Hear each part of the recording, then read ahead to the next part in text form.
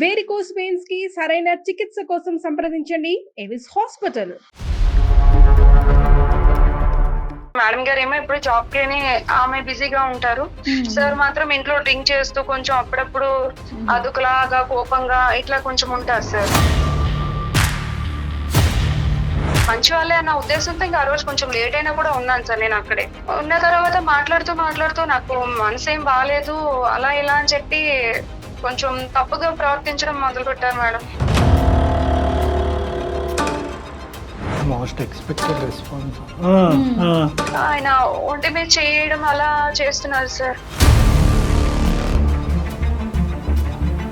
అంటే మీ మేడంకి ఆయనకి ఏమైనా మధ్య డిస్కషన్ కానీ అలాంటిది ఏమైనా విన్నారా మీరు? గొడవ అనేది కొంచెం పెద్దదిగా అయింది. మేడం గారు ఎప్పుడో అరుస్తున్నారు, గట్టిగా అరుస్తున్నారు. మేడం గారు ఫోన్ లో మాట్లాడడం, డబ్బులు మిస్ అయిపోయడం, ఇట్లా ఎవరితోనో కొంచెం గట్టిగా మాట్లాడడం, ఇవన్నీ నేను పని చేస్తున్నప్పుడు వినిపించే మేడం. ఇప్పుడు నా పరిస్థితి ఏంటో నాకు అర్థం కావట్లేదు సార్. నేను చెప్పుకునే పరిస్థితి కాదు సార్. నేను ముందు నువ్వు వెనకతలు గొయ్యి ఒప్పుకుంటే ఒక సమస్య, ఒప్పుకోకపోతే ఒక సమస్య. ఇంకా నేను చచ్చిపోవడం తప్ప నాకు వేరే అవకాశం లేదు మేడం. కానీ ఒకప్పుడు అది పోలీసులు వాళ్ళు వాకబు వాళ్ళు ఎంక్వైరీలో తేలితే జైల్లో పెడతానంటున్నారు కదా సార్ పోలీసులు వచ్చి. నువ్వు కోఆపరేషన్ చేస్తేనే జరిగింది అయిపోయింది అంతే. ఒక వివరం చెప్పేంత వరకు, కంప్లీట్ అయ్యేంత వరకు ఫోన్ మాత్రం కట్ చేయకండి. మీరెవరు సార్? మీరు లైన్లోకి వచ్చారు, మీరు ఎక్కడి నుంచి వచ్చారు, మీరెవరు? కాదండి, మేము ఆకాశం నుంచి వచ్చాం, అదంతా అనవసరం. మీరు తప్పు చేశారు. ఉద్యోగం అంత చదువుకున్నారు, మీరు చేసిన పని ఏంటి? మీరేం పని చేశారు? మీరు చేసినటువంటి పనికి నా జీవితంలో నేను మీకు ఎప్పుడూ రెస్పెక్ట్ ఇవ్వను. కానీ ఈరోజు ఆ అమ్మాయి జీవితం, ఆ అమ్మాయి భవిష్యత్తు మీ యొక్క నిర్ణయం మీద ముడిపడి ఉంది. మీరు మా కళ్ళు ఎదుర్కొంటే లేరు కాబట్టి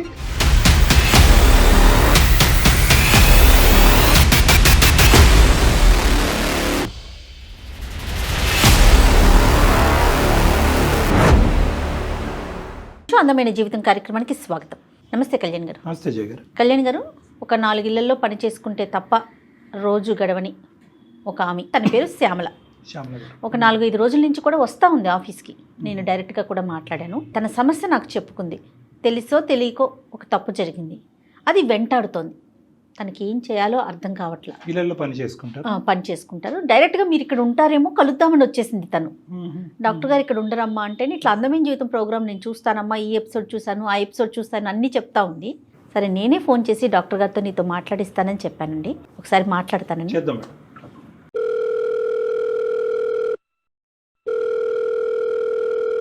హలో హలో, నమస్తే అండి, శ్యామల గారమ్మ మాట్లాడేది. అవును మేడం. నమస్తే అమ్మా, నేను జయాని అందమైన జీవితం ప్రోగ్రాం నుంచి కాల్ చేస్తున్నాను. నమస్తే మేడం. నమస్తే అమ్మా, మొన్న వచ్చి మీరు మాట్లాడారు కదా, సో నేను డాక్టర్ గారితో మాట్లాడిస్తానని చెప్పాను. ఈరోజు డాక్టర్ గారు ఉన్నారు మనతో పాటు స్టూడియోలో. మరి ఒకసారి మాట్లాడతారా మీరు? మాట్లాడతాను మేడం. ఓకే అమ్మా, సరే. నమస్తే అమ్మా శ్యామల. నమస్తే సార్. నా పేరు డాక్టర్ కళ్యాణ్ చక్రవర్తి. అమ్మా చెప్పండి అమ్మా, ఏంటి సమస్య అమ్మా? సార్ నేను శ్యామలాని సార్. నేను నారపల్లిలో ఉండేదాన్ని సార్. అమ్మా సార్ నేను, నా భర్త, నా పాప పని కోసం అని చెప్పి హైదరాబాద్ కి వచ్చాం సార్, బతుకు తెరువు కోసం అని. అయితే నేను 4 ఇళ్లలో పని చేసుకుంటూ బతుకుతాను మేడం. ఎంత వయసు అమ్మా? మీ పాప వయసు ఎంత? పాపకి 3 సంవత్సరాలు సార్. నీ వయసు ఎంతమ్మా?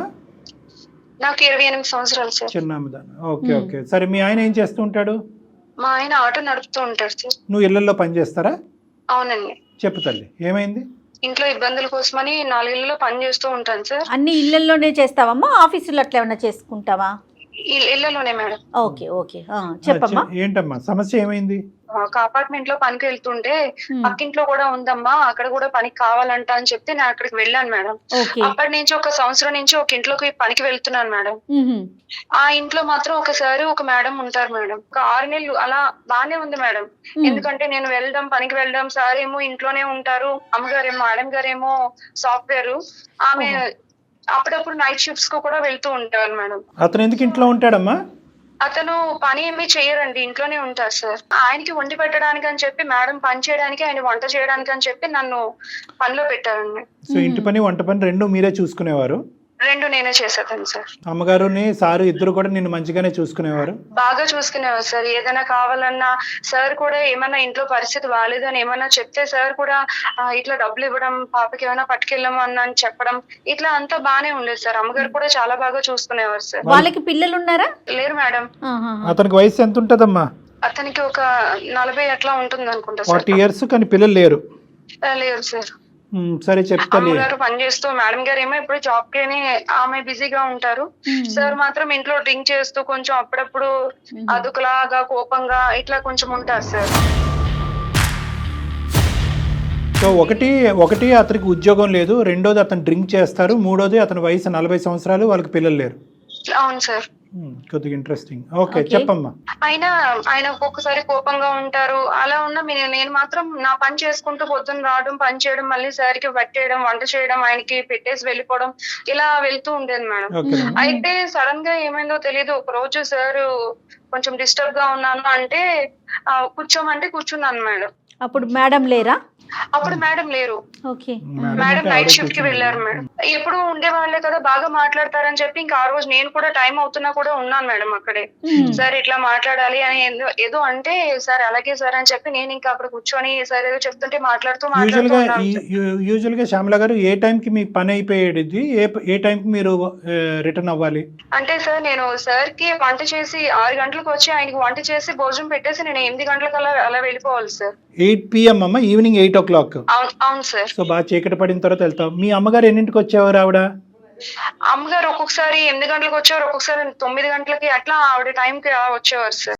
రావట్లేదు అని చెప్తే ముందుగా చెప్తే ఆ రోజు కొంచెం ఎక్కువ టైం ఉండి సార్ కి భోజనం పెట్టేసి అప్పుడు నేను వెళ్ళేదాన్ని సార్. Got it. సో ఆ రోజు అయితే మాత్రం నాకు మనసులో బాగాలేదు, దగ్గర కూర్చోమంటే కనుక టైం అయిపోయినా కూడా మీరు అక్కడ కూర్చున్నారు, మాట్లాడారు?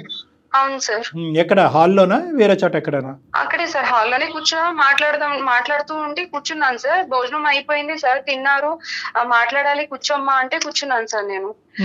సార్ ఎప్పుడు మాట్లాడేదే కదా సార్, ఆయన మంచి వాళ్ళనే అనుకున్నాను సార్. మంచిగా మాట్లాడుతూ ఉంటారు, ఎప్పుడు పిల్లల కోసం అని ఆలోచించి నా పాపకి అది ఇది ఇవ్వడం వల్ల నేను కూడా ఆయన మంచి వాళ్ళే అన్న ఉద్దేశంతో ఇంకా ఆ రోజు కొంచెం లేట్ అయినా కూడా ఉన్నాను సార్ నేను అక్కడే.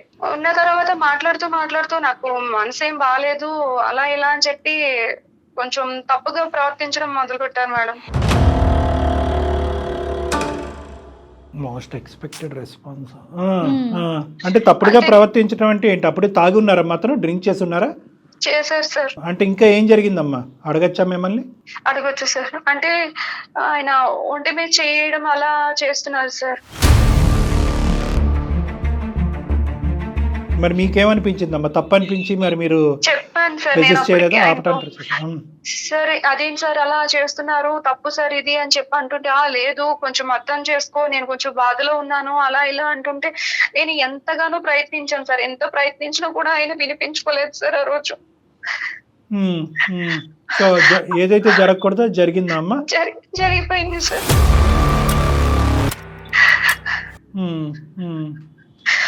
ఆ తర్వాత నేను ఇంకా అక్కడి నుంచి వెళ్ళిపోయాను సార్. వెళ్ళిపోయి ఇంకా నేను తర్వాత రోజు పొద్దున కూడా రాలేదు సార్ పనికి.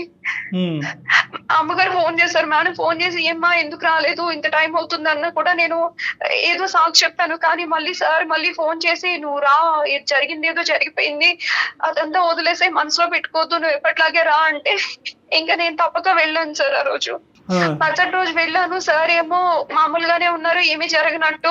మేడం ఏమో వెళ్ళిపోయారు, సార్ అంటున్నారు ఇంకా జరిగింది ఏదో జరిగిపోయింది, నువ్వు ఇదంతా మర్చిపో, ఎవరికి ఏమి చెప్పొద్దు అని చెప్పి మేడంకి అసలు చెప్పొద్దు అని అన్నారు సార్. మేడం చెప్పొద్దు అన్నారు, నిన్ను మనసులో తీసేయమన్నారు, ఏమి లేనట్టే మాట్లాడుతున్నారు. అవును సార్, అసలు ఏమి జరిగినట్టే మామూలుగానే ఉన్నారు సార్. క్షమాపణ అడగటం గానీ సారీ అని చెప్పడం గానీ ఇదేం లేదు. అంటే జరిగిపోయింది కదమ్మా, ఇంక జరిగిందని మార్చలేం కదా, ఇంక వదిలేసే ఇక్కడతో, ఇంకెవరికి చెప్పకు, తప్పైపోయిందిలే, ఇంకా నువ్వు ఇద్దరం కలిసి తప్పు చేశాం కదా అన్నట్టుగా మాట్లాడారు సార్ ఆయన. అదే అతను అవసరానికి ముందుకు వచ్చి నీ అవసరం కూడా తీరినట్టు మాట్లాడాడు. అవును సార్. సరే తర్వాత ఏమైందమ్మా? తర్వాత సార్ మాత్రం అక్కడి నుంచి వెళ్ళిపోయారంట. 1 మంత్ అవుతుంది. 1 మంత్ అయిన తర్వాత సార్ వెళ్ళిపోయారు. ఒకసారి మాత్రం వెళ్లే ముందు నీకు ఇంత అమౌంట్ ఇస్తున్నాను, డబ్బులు ఇస్తున్నాను, నీకు ఖర్చులకు ఉంచుకో, నీ పరిస్థితి బాగాలేదు కదా, నువ్వు ఈ విషయం ఇంకెవరికి చెప్పకు అని చెప్పి అన్ని డబ్బులు ఇచ్చారు సార్.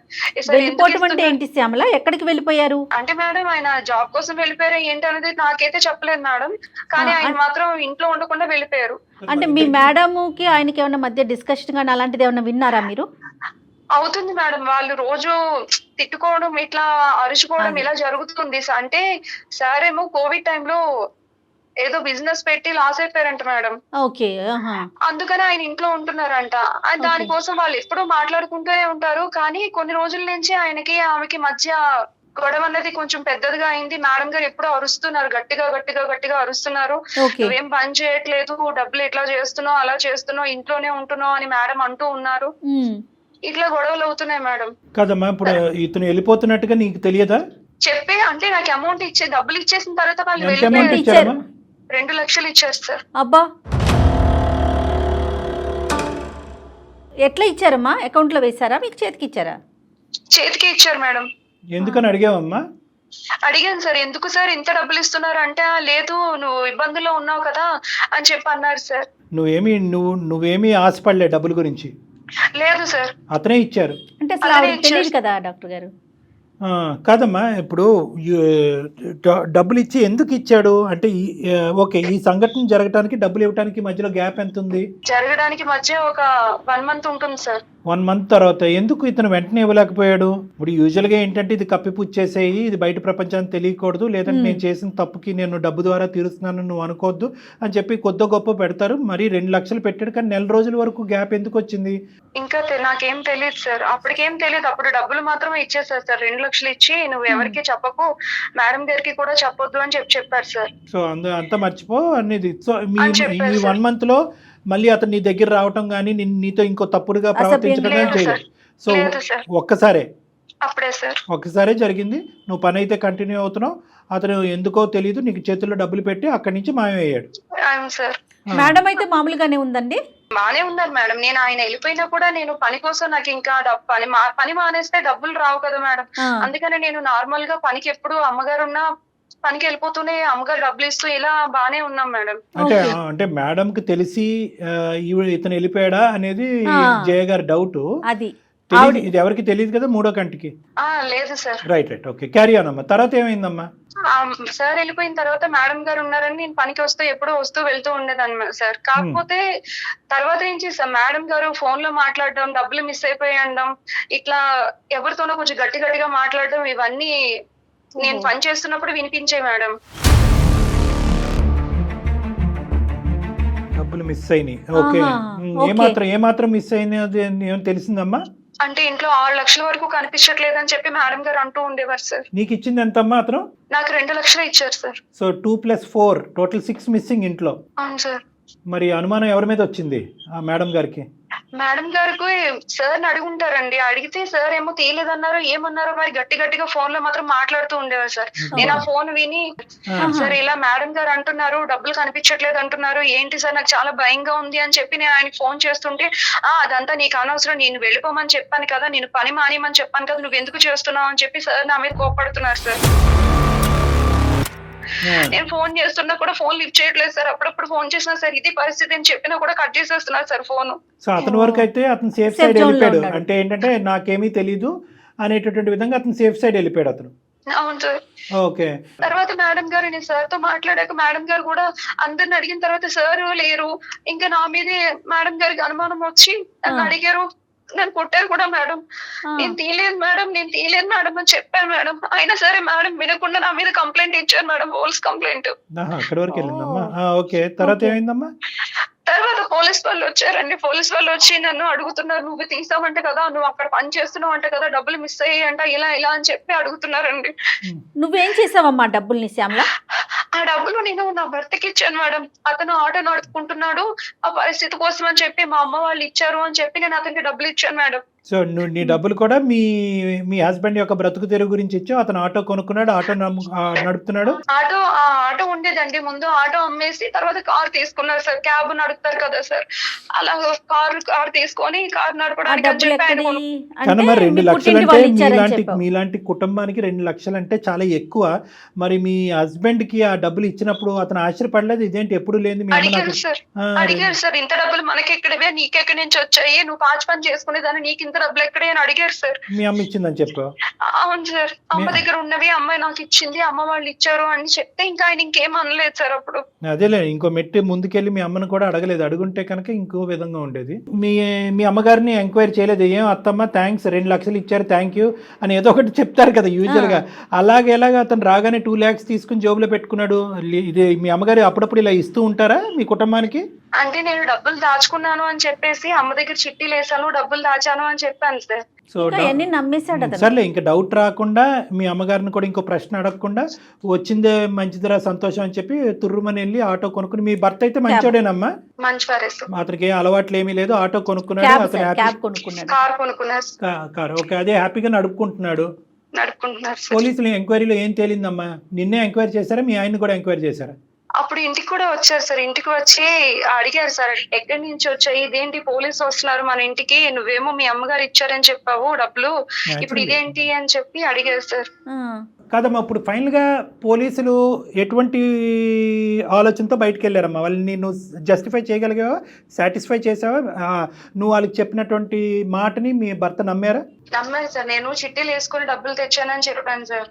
పోలీసులకి అదే చెప్పాను, నా భర్త కూడా అదే నమ్మారు. పోలీసులు వాళ్ళు కూడా నమ్మేసి వెళ్ళిపోయారు సార్. మళ్ళీ వస్తా అన్నారా? అంటే ఎంక్వైరీ నడుస్తుందా? అంటే మళ్ళీ ఎంక్వైరీకి వస్తాము, వస్తే మాకేమైనా డౌట్ వస్తే మళ్ళీ వస్తామని చెప్పి వెళ్ళిపోయారు సార్. ఇంకా చిన్న మొత్తం కాదు మేడం. ప్లస్ ఏంటంటే ఇలా పోయిన సందర్భాల్లో ఏదో ఇప్పుడు ఈ అమ్మాయి ఎక్కడ చిట్టీలు వేసింది, ఎంత వేసింది, ఇవన్నీ వాళ్ళు ఎంక్వైరీ చేస్తారు కదా. మరి డిపార్ట్మెంట్ పని డిపార్ట్మెంట్ చేయాలి కదా. మరి ఇప్పుడు ఏంటమ్మా, మరి అతనికి ఫోన్ చేసావా నువ్వు? చేశాను మేడం. పోలీసులు వచ్చి వెళ్ళిన వెంటనే నేను మళ్ళీ సార్కి ఫోన్ చేశానండి. సార్కి ఫోన్ చేస్తే సార్ ఫోన్ లిఫ్ట్ చేసి, నీకు ఎన్నిసార్లు చెప్పాను నీకు ఫోన్ చేయొద్దని చెప్పాను కదా, నేను పని మానేమన్నాను, ఇదే మాట మాట్లాడుతున్నారు మేడం. నేను పోలీసులు వచ్చారండి, మేడం గారు ఇలా నా మీద పోలీస్ కంప్లైంట్ ఇచ్చారని కూడా చెప్పాను సార్. చెప్పాను మేడం, నేను రికార్డ్ చేయవలసిందిరా అలాంటి మాటలు. ఇలాంటి వాళ్ళని మానేమంటున్నారు డాక్టర్ గారు అన్నట్లుగా రికార్డ్ చేయాలి. చేస్తే అసలు అటు తాట తీసుండేవాళ్ళు కాదమ్మా. నువ్వు ఏమైనా చదువుకున్నావా? మంచి అంటే వాక్చాతుర్యం అది డిస్క్రిప్షన్ అంతా బాగుంది. ఏం చదువుకున్నారా మీరు? Intermediate discontinue sir. శుభ్రంగా ఏ ఉద్యోగం అన్నా చేసుకుంటేది. సరేలే. కాదమ్మా, ఇప్పుడు మమ్మల్ని ఏ విధంగా హెల్ప్ చేయమంటావు? మరి పోలీసులు వచ్చే లోపు ఏదో ఒకటి జరగాలి, లేదంటే నీ మీద అరెస్ట్ వారెంట్ ఇష్యూ అవుతుంది, నువ్వు జైల్లోకి వెళ్ళే అవకాశం ఉంటుంది. ఇప్పుడు నీ సమస్య ఏంటి? నీ డైలమా ఏంటి? భయపడకు ఏడవద్దు, చెప్పమ్మా. ఇప్పుడు నా పరిస్థితి నాకు అర్థం కావట్లేదు సార్. నా భర్త చూస్తే నేను చేసిన తప్ప ఆయనకి చెప్పలేను.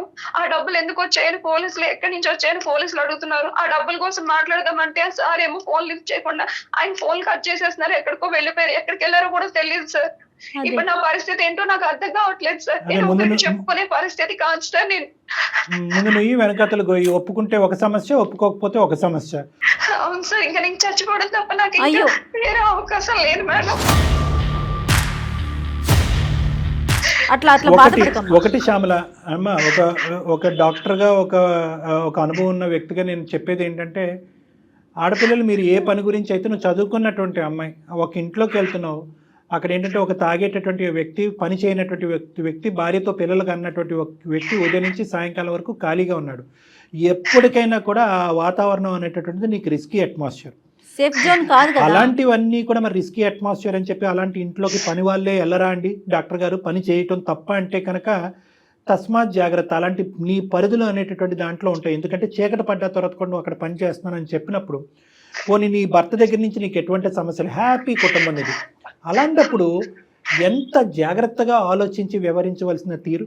ఇప్పుడు అది సమస్య కాదు, దాని గురించి ఈరోజు మనం మాట్లాడట్లేదు. ఎందుకంటే కనుక అతను ఒకసారి ఆ తప్పు చేశాడు, డబ్బులతో వదిలించుకున్నాడు, పారిపోయాడు. ఈరోజు నువ్వు మా దగ్గరకు కూడా వచ్చి ఉండేదాను కాదు. ఈరోజు మా దగ్గరికి ఎందుకు వచ్చావు అంటే కనుక ఈరోజు దొంగ కేసు నీ మీద పెట్టి పోలీసులు నీ పేక మీద కత్తి పెట్టారు కాబట్టి ఈరోజు వచ్చి ఇక్కడ ఏడుస్తున్నావు.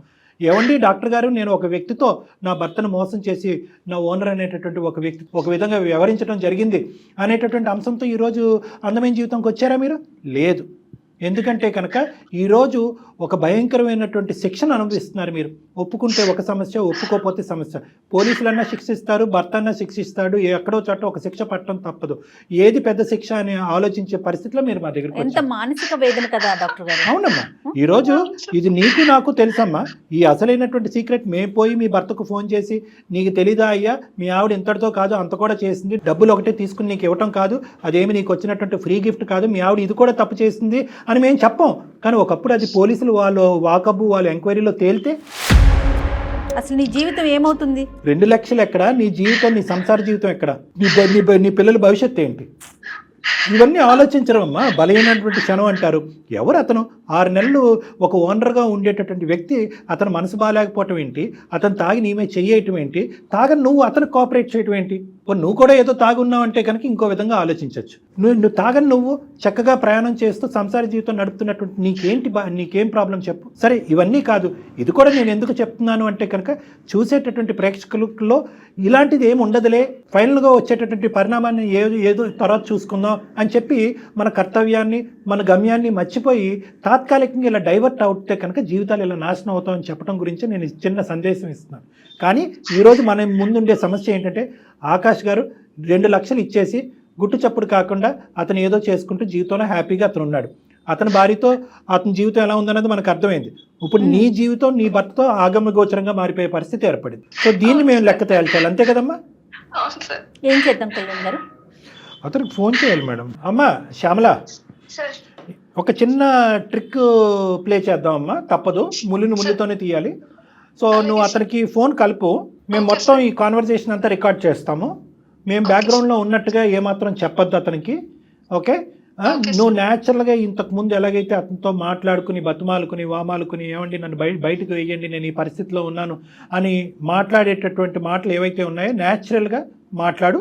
అతను ఏమంటాడు అనేది మనం రికార్డ్ చేద్దాం. ఒకప్పుడు అతను మెట్టు దిగి వస్తే సరే, లేనటువంటి పక్షంలో ఇది మనం ఎవిడెన్స్ కింద వాడుకుని అతన్ని శిక్షించవచ్చు. ఒకసారి కాల్ చేయమని. దయచేసి లైన్ లో వేచి ఉండండి. The person you are speaking with has put your call on hold. Please stay on the line. Hello hello sir. Hello, ఎవరమ్మా? సార్ నేను సార్ శ్యామలాన్ సార్. చెప్పమ్మా శ్యామల.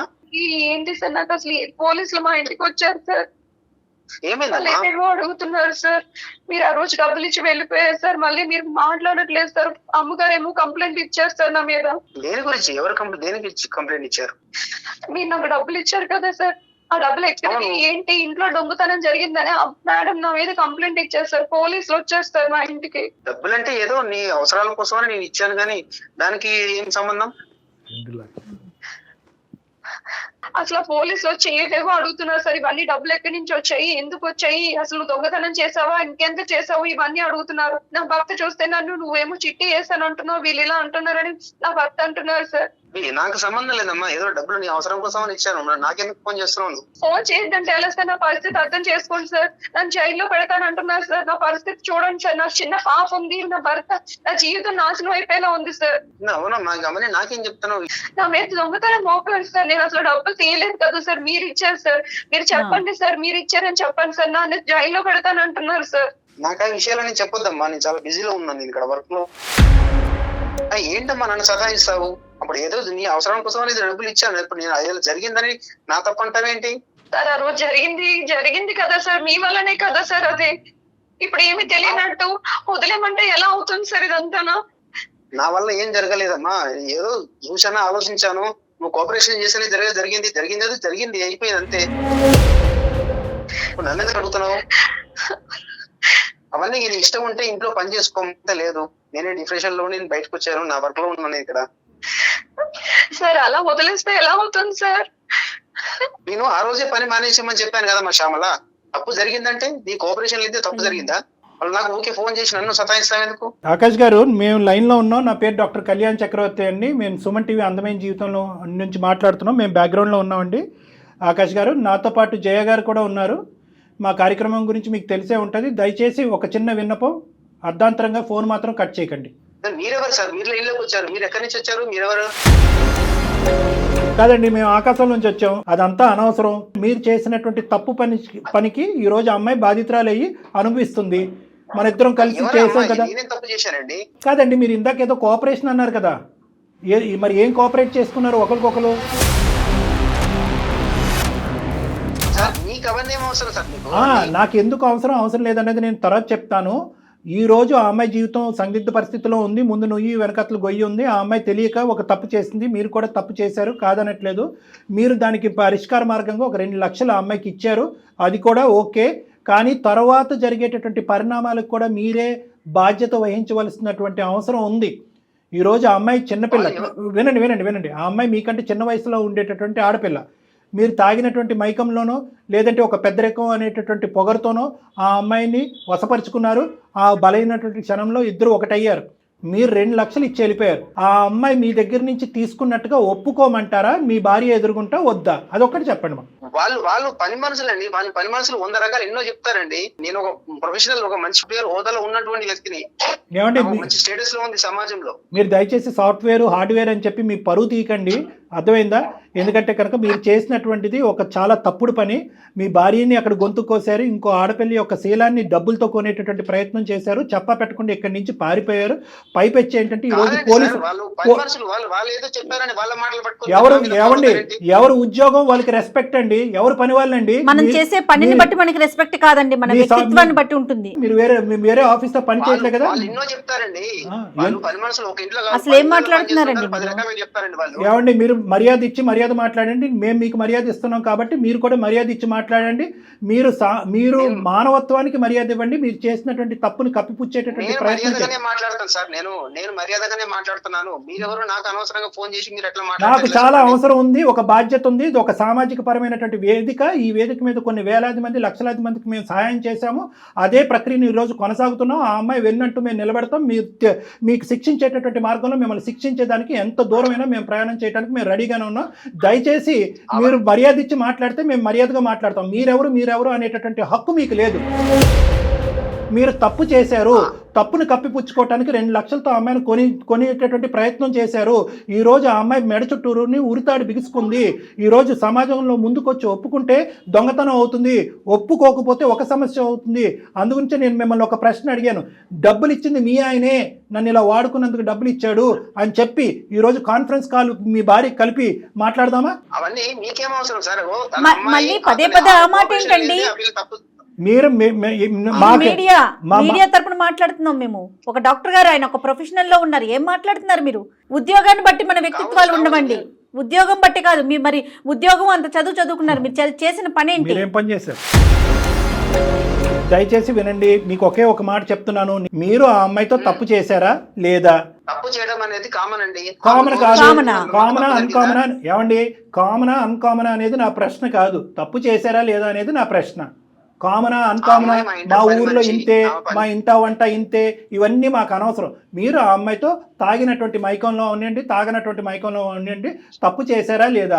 ఆ తప్పును కప్పిపుచ్చుకోవటానికి 2 లక్షలు ఆ అమ్మాయికి ఇచ్చి వెళ్ళారా లేదా? మీరు 6 లక్షలు దొంగతనం చేశారు. ఇంకో మాట కూడా చెప్తాను.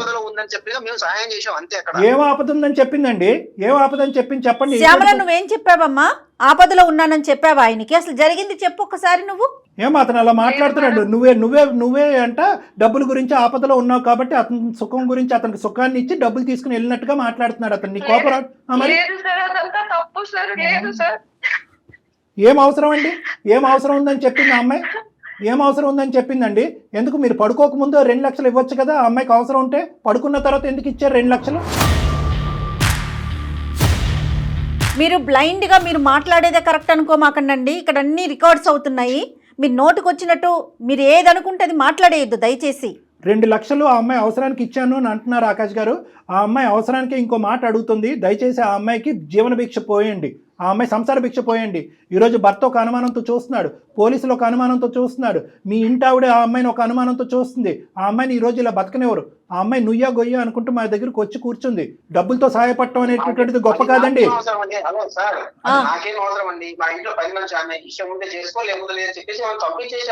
మరి మీ ఇంటికి పని కోసం వచ్చిన పిల్లతో మీరు బిహేవ్ చేసేది అదేనండి? అది కరెక్టేనా? అంటే మీ ఇష్టమా? ఏ పని అమ్మాయిని ఒంటి పనికి వాడుకున్నారు, ఆ. ఇంటి పని వంట పని కాకుండా ఒంటి పనికి వాడుకున్నారు మీరు మరి. అలాగని కాదు సార్, అలాగని కాదు, ఆ. కోఆపరేషన్ ఉంది కాబట్టి ఏదో నోటికొచ్చినట్టు మాట్లాడమాకండి దయచేసి. సూపర్. మీరు ఒక ఆడపిల్ల గురించి కోఆపరేషన్ ఉంది అని అన్నారు, కోఆపరేషన్ లేదు అని ఇవన్నీ పక్కన పెట్టండి. మీరు ఈ రోజు మీ ఇంట్లోంచి 6 లక్షల రూపాయలు తీసుకెళ్లారు, అవునా కాదా? మొత్తం ఈ అమ్మాయి మీద మొత్తం 6 లక్షలు దొంగతనం చేసిన, 2 లక్షలు కాదు 6 లక్షలు దొంగతనం చేసినట్టుగా ఈ అమ్మాయి మీద ఇప్పుడు ఉండేటటువంటి అభియోగం. కాదు డాక్టర్ గారు, అసలు అట్లా నోటికొచ్చినట్టు మాట్లాడతాడు ఏంటండి అమ్మాయిని పట్టుకొని? తాట తీసేవాళ్ళలాగా కాదు, అదే ఎదురుగుంటూ ఉంటే కనుక ఇంకో విధంగా ఉండేది ఈ సమస్యకి పరిష్కారం. మీరు ఎక్కడో ఉండి ఎక్కడున్నారో తెలియకుండా దొంగచాటును పారిపోయి అక్కడెక్కడో మీ ఆవిడ యొక్క డబ్బులు దొంగతనం చేసి వాటితో మీరు సుఖాలు అనిపిస్తున్నారు కదా ఈ రోజు. అందుగురించి మీరు ఇలా మాట్లాడుతున్నారు. ఏం చేద్దాం కళ్యాణ్ గారు, ఇది కరెక్ట్ కాదండి అసలు.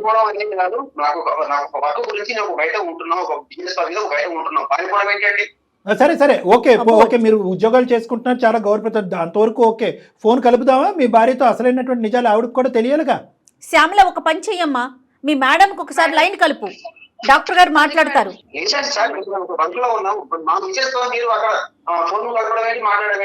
సరే ఓకే, ఫోన్ కలపం, ఎలా పరిష్కరిద్దాం చెప్పండి.